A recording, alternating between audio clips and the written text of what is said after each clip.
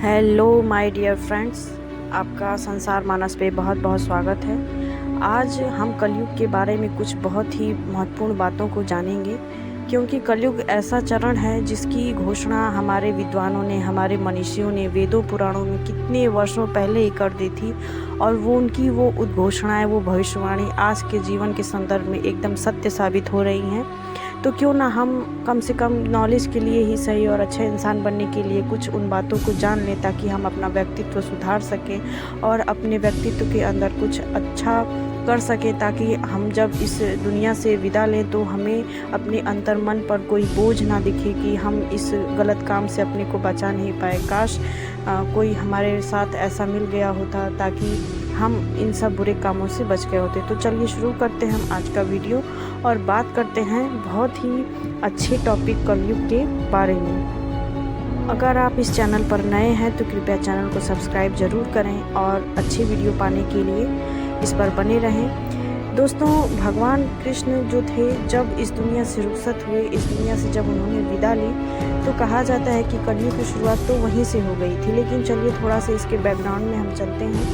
सबसे पहले बात करते हैं सतयुग की। सतयुग, जैसा कि आप सभी लोगों को पता है, भगवान विष्णु के कुल मिलाकर 10 अवतार माने जाते हैं, जिसमें से 9 अवतार तो उनके हो चुके हैं और एक जो उनका कल्कि अवतार है वो अभी भी बाकी है। तो इसको हम क्रमशः समझते हैं। जैसे सतयुग में उनके 4 अवतार हुए, त्रेता में 3 हुए, द्वापर में 2 हुए। तो अगर आप इसे काउंट करें तो 4, 3, 7 और 2, 9। आप देखिए कि ये कितना अच्छा मनुष्यों का एक कह सकते हैं कि जो कैलकुलेट उन्होंने करके रखा है, वो कितना अच्छा उन्होंने समझा के रखा है। तो बात करते हैं कल्कि अवतार की। तो ये कल्कि अवतार जो है वो इस कलयुग में होना प्रस्तावित है। और इसके बारे में थोड़ा सा हम और डीपली अगर चलें तो हम देखते हैं कि जो आर्यभट्ट हैं, उन्होंने अपना एक ग्रंथ लिखा है आर्यभट्टियम।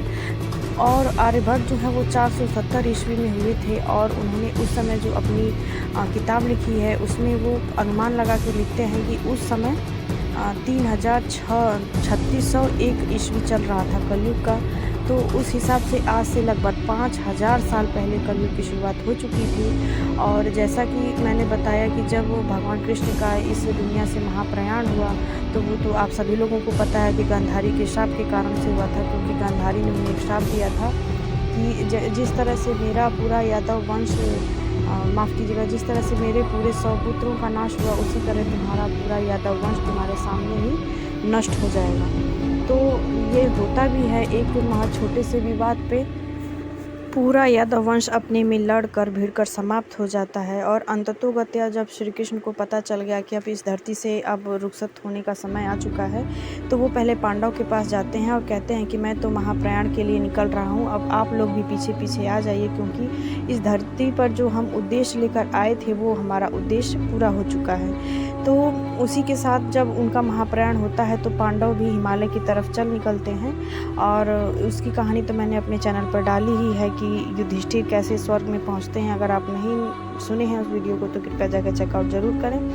तो बहरहाल बात करते हैं, जब पांडव भी निकल पड़ते हैं हिमालय की तरफ, तो अभिमन्यु का जो पुत्र था परीक्षित, उसको वो राजगद्दी देकर और इस दुनिया से चले जाते हैं स्वर्ग की तरफ। तो एक दिन क्या होता है कि जो परीक्षित हैं वो बहुत ही प्रतापी राजा थे। और अब यहीं से आप मेन कहानी की तरफ चलते हैं हम लोग। तो परीक्षित जो थे वो बहुत ही प्रतापी सम्राट थे और पूरी दुनिया पर उनका साम्राज्य था। तो एक दिन वो सरस्वती नदी के किनारे बैठे हुए थे। वहीं पे मित्रों, धर्म रूपी बैल और पृथ्वी रूपी गाय, ध्यान से सुनिएगा, धर्म रूपी बैल, जो कि बैल है लेकिन वो धर्म का प्रतिरूप है, और एक गाय है वो पृथ्वी की प्रतिरूप है। वो दोनों आपस में बात कर रहे थे। तो धर्म जो था वो रो रहा था और गाय भी रो रही थी। तो बैल पूछता है कि तुम क्यों रो रही हो, क्या तुम मेरे सिर्फ एक पैर मेरा बचा है, क्या उसी को देखकर रो रही हो? यहाँ पे 4 पैर होते हैं बैलों के, लेकिन यहाँ पे दर्शाया ये गया है कि जो 4 धर्म के पैर हैं वो कौन कौन से हैं। तप है, शौच है, दया है और सत्य है। तो इसमें से तप, शौच, दया कलयुग में समाप्त हो चुके हैं। सिर्फ और सिर्फ सत्य बचा है, वो भी कुछ ही प्रतिशत लोग हैं जिनके ऊपर ये पूरी दुनिया, ये पूरा संसार टिका हुआ है। तो गाय बोलती है कि नहीं, मैं इस वजह से तो नहीं रो रही हूँ, मैं इस वजह से रो रही हूँ कि अब कलयुग मेरे ऊपर भी आएगा। मुझे भी सारी दुख, सीमाएँ, प्रताड़नाएँ अब सहनी पड़ेगी, क्योंकि आप देख ही रहे हैं कि कलयुग में हर तरफ सिर्फ लोभ है, लालच है, सत्ता है, वासना है, जो सेक्सुअल इंटरकोर्स है, बस वही इसका एक माध्यम रह गया है। संसार में बहुत सारे लोग बस यही समझते हैं कि बस यही दुनिया है। वो ये नहीं समझते हैं कि जो हमारे कर्म है, जो क्रिएट हो रहा है, इस दुनिया से आगे भी जाके हमें अपना कर्तव्य, उद्देश्य हमें पूरा करना है। तो गाय बोलती है कि नहीं, मैं इस वजह से नहीं रो रही हूँ, मैं इसलिए रो रही हूँ कि अब ये सारी जो प्रताड़ना है वो मेरे ऊपर ही आएँगी। आप देख ही रहे हैं कि पृथ्वी ग्लोबल वार्मिंग सह रही है, इतने सारे प्रदूषण फैले हुए हैं, सब पृथ्वी को सहन करना पड़ रहा है। तो परीक्षित ये सभी बातें सुनता है तभी कलयुग आ जाता है और उन दोनों को मारने लगता है। तो परीक्षित को देख के बहुत गुस्सा लगता है और वो कलयुग को मारने लगते हैं। तो कलयुग बोलता है कि कृपया आप मुझे छोड़ दीजिए और मुझे माफ़ कीजिए। तो परीक्षित बोलता है कलयुग से कि ऐसा है कि तुम यहाँ से चले जाओ, जहाँ तक मेरा राज्य है वहाँ तक तुमको नहीं रहना है। तो कलयुग बोलता है कि सम्राट आप ऐसा ना करें, क्योंकि पूरी दुनिया पर आपका साम्राज्य है, मैं कहाँ जाऊँगा। तो आपको तो पता ही है कि जहाँ धर्म, लोभ, लालच, सत्ता ये सब होगा, वो कलयुग वहीं पे अधर्म के साथ ही निवास करेगा।